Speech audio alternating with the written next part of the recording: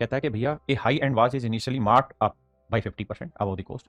During a sale, it is offered at a discount of 20%. कहता है cell में 20% का डिस्काउंट दिया गया हमारे पास में। एक स्पेशल कस्टमर था, उसको एडिशनल एक Y% का डिस्काउंट और दे दिया और फाइनली ये चीज सेल कर दी 4320 में। लेकिन ऐसा करने के बाद भी उसे प्रॉफिट हुआ है 8% का, यानी 4320 रुपए में बेचने के बाद 8% का प्रॉफिट हुआ है। सेलिंग प्राइस 4320 और 8% का प्रॉफिट हुआ है, मतलब सीपी से तो कम होगा। अब यहाँ देखिए सीपी 5000 है या 4800 है या 4500, ये तीनों के तीनों सीपी 4320 से बड़े। तो आंख बंद करके हम कह सकते हैं सर इक्टो ही आंसर होगा और वो होगा मेरा ए ऑप्शन, क्योंकि वही छोटा, बाकी सारी वैल्यूज क्या क्या है, बड़ी है। आपने कहा हाँ सर बात आपकी सही। और किस तरीके से सवाल को टैकल किया जा सकता है, लेकिन मान लीजिए अगर मुझे सवाल को डिटेल करना हो तो मैं डिटेल कैसे करूंगा, तो मैं ये कहूंगा कि देखो यार, उसने ये कहा कि भाई कोई महंगी घड़ी थी, उसकी कीमत हमने 50% ज्यादा लिखी, 50% की फ्रैक्शन 1/2, यानी अगर उसका कोस्ट 2 था तो हमने उस पर कीमत लिखी थी। फिर हमने क्या किया, हमने फिर 20% का डिस्काउंट दिया 1/5, यानी 5 कीमत थी तो 4 का हमने बेच दिया, यानी 1 का डिस्काउंट देके इतने बेच दिया। अब कहता है कि यार इसके बाद हमने एक और कहानी कही है, एक काम और भी किया यहाँ पे।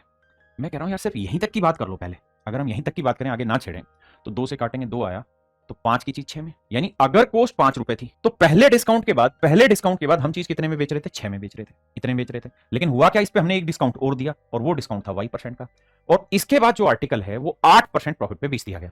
तो प्रॉफिट तो सीपी पे कैलकुलेट किया गया होगा, तो 5 पे 8% निकालोगे 5 8 40, यानी 0.4 का प्रॉफिट, मतलब हमने चीज बेची होगी 5.4 में।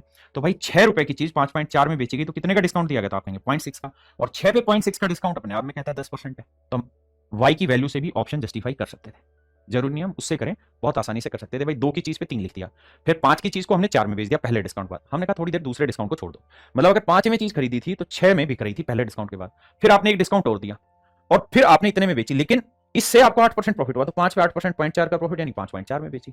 तो 6 से 5.4 में बेचना मतलब 0.6 का आपने डिस्काउंट दिया। देखिए दोस्त आगे कहते हैं ए और बी किसी काम को 12-18 दिन में कर लेते हैं, तो देखो यार 12 और 18 कैल्सियम आया 36, तो 12 3 36 और 18 दूनी 36, ये इनकी एफिशिएंसी आ गई। कहता है वे एक साथ मिलकर काम शुरू करते हैं, लेकिन बी 4 दिन बाद काम छोड़ देता है।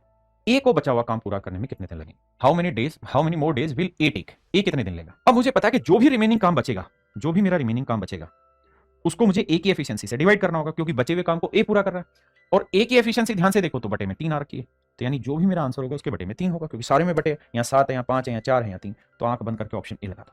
लेकिन अगर सोल्व करना हो तो हम ये कहेंगे कि देखिए सर शुरुआत में कह रहा है वे साथ मिलकर काम करते हैं, लेकिन बी 4 दिन बाद छोड़ देता है, तो यानी दोनों मिल जाए तो एक दिन में 3 और 2 5 काम, तो 4 दिन में कितना कर देंगे 20, तो टोटल काम है 36, 36 में 20 काम हो गया, बचा कितना 16, 16 काम को ए करेगा, ए की एफिशिएंसी 3। कहता है एक दुकानदार 2 प्रकार की चाय मिलाता है, कहता है the first quality cost this is mixed with the second quality in the ratio this, if the mixture is sold at this, no profit no loss, अगर कोई प्रॉफिट कोई लॉस नहीं हुआ तो मतलब सीपी पे बेचा गया।